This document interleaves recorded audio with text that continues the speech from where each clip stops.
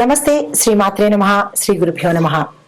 2025 ఆంగ్ల నూతన సంవత్సర శుభాకాంక్షలు మన ప్రేక్షకులకు. నమస్తే. అయితే ఈ 2025 కొత్త సంవత్సరం వచ్చేసింది అనగానే ప్రతి ఒక్కళ్ళలోనూ కొత్త కొత్త ఆశలతో పాటు కొత్త కొత్త కోరికలు, కొత్త కొత్త కళలు కూడా, అంటే పాత కళలను సాకారం చేసుకోవడానికి కొత్తగా ఈ సంవత్సరం కొన్ని డ్రీమ్స్, కొన్ని మోటోస్, అంటే కొన్ని గోల్స్ కొంతమంది పెట్టుకుంటూ ఉంటారు. అయితే వాటికి మన గ్రహాలు, మన జాతకంలో ఉండే ఫలితాలు కూడా అనుగ్రహిస్తే కనుక విశేషమైన ఫలితం చెప్పొచ్చు. కానీ ఓవరాల్ గా చూసినట్టయితే కనుక గత సంవత్సరం కన్నా ఈ సంవత్సరంలో ప్రతి ఒక్క గ్రహము, అంటే మనకి నవగ్రహాలు కూడా వాళ్ళ యథాశక్తి వాళ్ళు ఏమేమి చెయ్యగలరు, ఎవరెవరికి ఎలాంటి కోరికలు తీర్చగలరు అనే అంశంతో ఈ గ్రహాలన్నీ కూడా మేషం నుంచి ద్వాదశ రాశుల వరకు ఏదో ఒకటి మంచి శుభవార్తలు తీసుకురావడము, వాళ్ళ యొక్క బాధల్ని పోగొట్టడము, వాళ్ళకి సంతోషాన్ని ఇవ్వడము, కొంతమందికి సొంత ఇల్లు కలలు నెరవేర్చడానికి శని భగవానుడు తీవ్రమైన సంకల్పంతో వచ్చేసి 12 రాశుల వారికి ఆ సొంత ఇల్లుతో పాటు ఆ వాహనాలు, వస్త్రాలు, ఇంకా ఒకటేంటి లాటరీలు, ధనప్రాప్తులు, ఇలాంటివన్నీ శని భగవానుడు మిగతా అన్ని రాశుల వాళ్ళకి సమకూర్చాడు. అయితే దానిలో మేమేమీ తక్కువ కాదు, మేం కూడా మిగతా రాశుల వాళ్ళకి, మేం కూడా అన్ని రాశుల వాళ్ళకి, ప్రజలందరికీ కూడా మంచి చేద్దామని వచ్చేస్తున్నారు రాహు కేతు అనమాట. అయితే ఈ 2025లో రాహు కేతువులు ఒక ప్రతిజ్ఞ చేశాయి. ఏంటి తెలుసా? మేము ఈ కోటీశ్వరులని చెయ్యకుండా అసలు వదిలిపెట్టేదే లేదు 2025లో అని ప్రతిజ్ఞ తీసుకొని ఈ 12 రాశులకు కోటీశ్వరులను చేద్దాము అన్న సంకల్పంతో వచ్చారనమాట. అయితే వేద జ్యోతిష్య ప్రకారము రాహు కేతులకు ఒక ప్రత్యేకమైన స్థానం ఉంది. వాళ్ళని ఏమంటామంటే ఛాయాగ్రహాలని, పీడగ్రహాలని, కీడు గ్రహాలని మనకి ఒక నానుడి ఉందనమాట. కానీ అవి కూడా చాలా మంచి చేస్తాయన్నమాట. ఆ గ్రహ అధిదేవతలు కూడా ప్రజలకు మంచి చేస్తాయి. ఏదైనా కానీ మన యొక్క కర్మ బట్టే ఏ గ్రహమైనా ఉంటుందన్నమాట.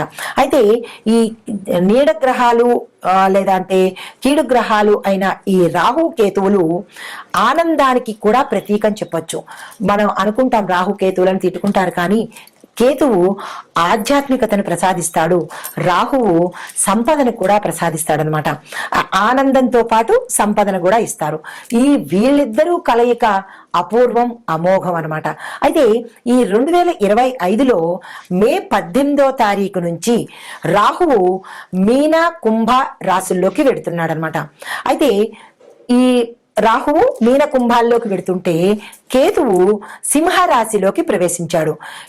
ఇదే సమయంలో కేతువు కన్యరాశి నుంచి సింహరాశిలోకి సంచారం చేస్తున్నాడు. అయితే ఒక కేతువు సింహరాశిలోకి సంచారం చేయడం వల్ల ఈ యొక్క ప్రభావము మొత్తం అన్ని గ్రహాల మీద, అంటే అన్ని రాశుల మీద కూడా ఈ ప్రభావాన్ని చూపిస్తుంది. ఈ కేతు సంచారము 12 రాశుల మీద విశేషమైన ప్రభావాన్ని చూపిస్తుంది. అయితే కేతు సంచారం వల్ల కొన్ని రాశులకు ఆర్థిక ప్రయోజనాలతో పాటు ఆకస్మిక ధనప్రాప్తితో పాటు వస్తు వాహనాలు, తర్వాత బంగారాలు, సొంత ఇల్లు, ఇలా ఒకటేమిటి ప్రజలు ఇన్నాళ్ళు పడ్డ కష్టాలన్నీ తీరిపోయి ఆనందంతో ఉండే అవకాశాన్ని మనకి రాహు కేతువులు ఈ సంవత్సరంలో ఇవ్వబోతున్నారనమాట. అయితే ఆ అదృష్టాన్ని అందుకునే రాశులు ఎవరు అంటే ప్రప్రథమంగా మనం మొదటి నుంచి చూసుకున్నట్టయితే కనుక అని ఆశలు కూడా మనకి ఉంటుంటాయి. అందులో పెద్దగా కళలు ఏంటంటే సొంత ఇంటి కళలు.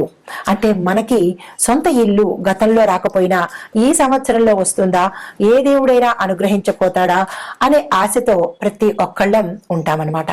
అయితే మన ఆశను ఈ సంవత్సరం తీర్చడం కోసం కొన్ని గ్రహాలు మనకి ఈ పంటను, అంటే ఈ కలల పంటను తీర్చడానికి మన దగ్గరికి వచ్చేస్తున్నారు.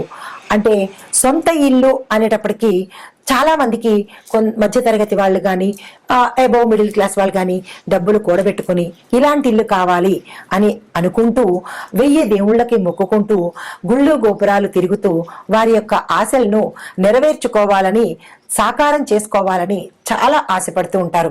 అయితే ఈ 2025 సంవత్సరంలో మన సొంతిళ్ళ కలను నెరవేర్చడానికి కొన్ని గ్రహాలు వచ్చేస్తున్నాయి. ఆ గ్రహాలు ఏమిటి, ఎవరు మనకి సొంత ఇల్లు ఇస్తున్నారు, ఏ ఏ రాశుల వాళ్ళకి సొంత ఇల్లు ఇస్తున్నారు అనే అంశాన్ని మనం పరిశీలన చేద్దాము. తదుపరి సింహరాశి వారికి కూడా వాహన యోగంతో పాటు గృహయోగం కూడా కలిసి వస్తోంది. మీరు కూడా దానికి తగ్గ ఏర్పాట్లు చేసుకోండి. ఈ రాశిలో ఉన్నవారు జనవరి, ఫిబ్రవరి, మార్చి, ఏప్రిల్ ఈ 4 నెలలలో మీరు ఏవైనా ఏర్పాట్లు చేసుకొని మే నుంచి జూన్ లోపల మీరు తప్పనిసరిగా సొంత ఇంటి వారయ్యే అవకాశాలు కనపడుతున్నాయి. మీరు ఆ దిశగా ప్రయత్నాలు చేసుకోండి. తదుపరి రాశి మీనరాశి. ఈ మీనరాశిలో కేతు భగవానుడు 6వ స్థానంలో సంచారం చేస్తున్నాడు. ఈ సమయంలో మీనరాశి వారికి అదృష్ట సమయంగాను, విశేషమైన మంచి సమయంగాను చెప్పుకోవచ్చు. అయితే 2025 సంవత్సరంలో ఉద్యోగాలు చేసేవారు పురోగతి సాధిస్తారు, ప్రమోషన్స్ వస్తాయి, ప్యాకేజ్ పెరుగుతుంది. మీరు ఏదనుకుంటే అది మీ పై యజమానుల యొక్క మన్నన పొందడం కానీ, ఇంకా శుభవార్తలు వినడం కానీ, ఇల్లు కట్టుకోవడం, వాహనాలు కొనుక్కోవడము, ఇలా ఎవరైతే గతంలో ఏవైతే బాధలు పడ్డారో ఆ బాధల నుంచి విముక్తిగా రాహు కేతువులు మీకు అనుగ్రహాల జల్లు కురిపిస్తున్నారు. అయితే పెండింగ్ లో ఉన్న వర్కులు ఏవైనా ఉంటే కనుక అవి మీరు ఈ సంవత్సరంలో పూర్తి చేసుకుంటారు. శుభకార్యాల్లో పాల్గొనడంతో పాటు మీనరాశి వారికి కొత్త కొత్త ఆఫర్స్ వస్తాయి. ఉద్యోగస్తులకైతే మంచి కంపెనీలు, వ్యాపారస్తులకైతే విస్తరణ కోసము, వాణిజ్య రంగంలోను పారిశ్రామిక రంగంలో ఉన్న వారికి విదేశాల్లో వెళ్లి వారి యొక్క వ్యాపార విస్తరణ చేసుకోవడానికి అవకాశాలు కలుగుతున్నాయి. విదేశీయానం పెడతారు. తరువాత ఈ కొత్త అవకాశాలు రాజకీయ నాయకులకైతే మంచి పదవులతో పాటు ధనాదాయము, పేరు ప్రతిష్టలు, గౌరవ మర్యాదలు ఒకటింటి చాలా చాలా మంచి సమయము ఈ మీనరాశిలో ఉండేవారికి అనుగ్రహించేవారు రాహు కేతువులు అనమాట. అయితే వీరికి అన్ని రకాలుగా కలిసి వచ్చే కాలం కాబట్టి మీరు ఏ పని తలపెట్టాలన్నా ఈ శుభ సమయాన్ని అసలు వృధా చేసుకోకండి. కొత్తగా ఏది చేయాలన్నా సరే ఇమ్మీడియట్ గా స్టార్ట్ చేసుకోండి. వారి యొక్క అనుగ్రహాన్ని మీరు పాత్రలవ్వచ్చు. అయితే వారు మనకి ఇంత మంచి చేస్తున్నారు కదా, మరి తిరిగి గ్రాటిట్యూడ్ గా మనం వారికి ఏం చేసుకోవాలి అంటే ఈ రాహుకేతువులకి జపాలు చేయించుకోండి, హోమాలు చేయించుకోండి.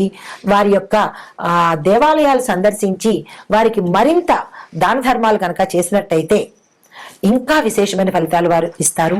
వారి యొక్క ఫలితాలను మనం అందుకొని ఆనంద సంతోషాలతో ఈ సంవత్సరం ఉండాలని కూడా ఆశిస్తున్నాను.